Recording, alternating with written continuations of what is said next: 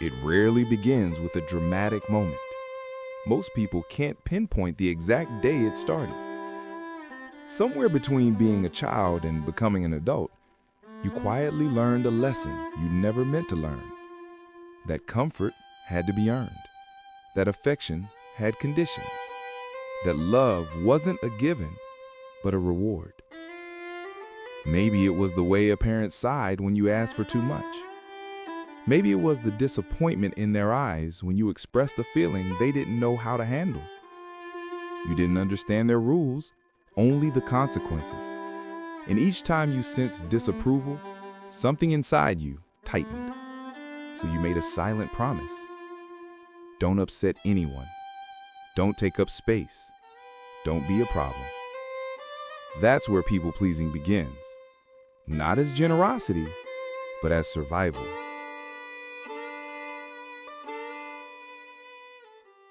When your belonging depends on how well you keep the peace, you grow up believing that harmony is a responsibility you carry alone. You learn to soothe moods before they escalate, to feel awkward moments with smiles, to make everything feel okay, even when nothing is. Most assume people pleasers are simply nice, but underneath there's fear. Fear that no is too risky. Fear that disappointment leads to distance. Fear that love disappears if you stop performing. So you shrink. You nod when you disagree. You apologize for things you didn't do. You become a version of yourself shaped entirely around the comfort of others. Your nervous system remembers every childhood moment that taught you silence meant safety. It remembers every unspoken rule. Be easy. Be pleasant. Be good. These weren't just experiences. They became blueprints. And though you're an adult now, the old pattern stays alive. Your body still reacts as if conflict is danger. Your mind still panics at the thought of being misunderstood. You still say yes when your entire being whispers no. That's not weakness. That's conditioning. Many people pleasers grew up scanning their environment like emotional radar. Unpredictable affection teaches a child to study every tone, every sigh, every shift of expression. You learned early that your needs could make you too much, so you tucked them away. You became the calm one, the helper, the reliable one, all while feeling a quiet exhaustion you couldn't name. People-pleasing is often mistaken for kindness, but in reality, it's the nervous system's attempt to prevent loss. Psychology calls it the fawn response, a survival instinct alongside fight, flight, and freeze. It's what happens when your body decides that the safest option is to please. And because the habit worked when you were young, you carried it into adulthood, even into relationships where it no longer protects you. Here's the painful truth most don't say out loud. People-pleasing doesn't earn love, it earns convenience. People feel comfortable with you, but they rarely see you.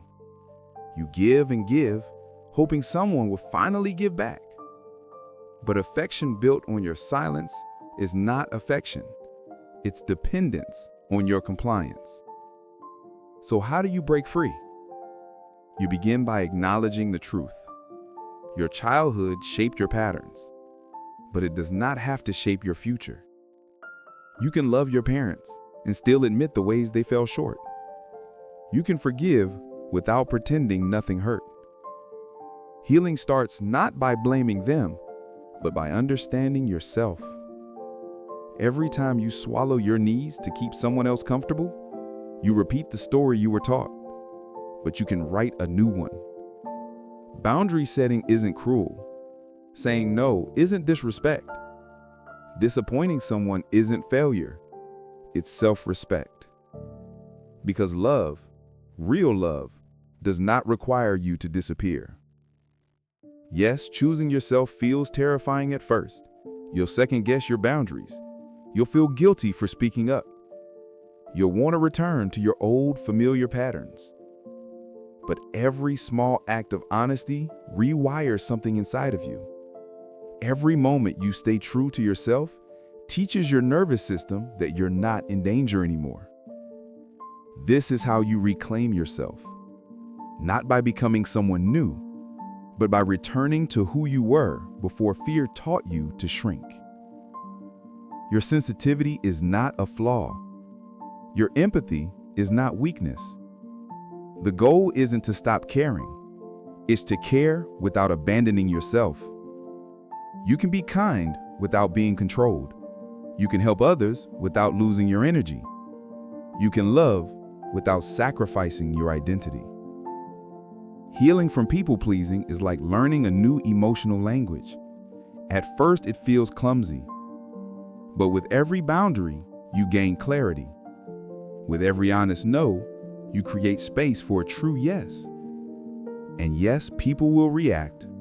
Some will fade away. Some will resist. But the relationships that remain, those built on truth rather than performance, are the ones you deserve.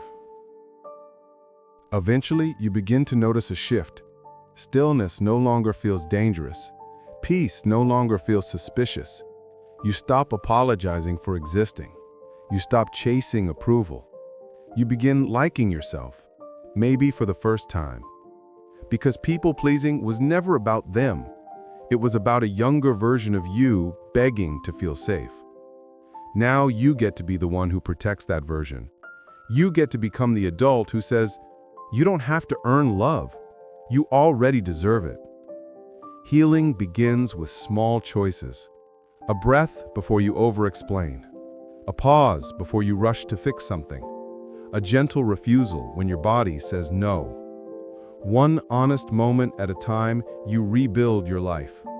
And eventually, you realize something profound. The peace you spent years trying to create for everyone else was waiting inside you all along. You just needed to stop abandoning yourself to find it. Because love, real, steady, honest love, doesn't demand that you shrink. It invites you to show up fully. That's the moment you stop being a people pleaser and start being a person again.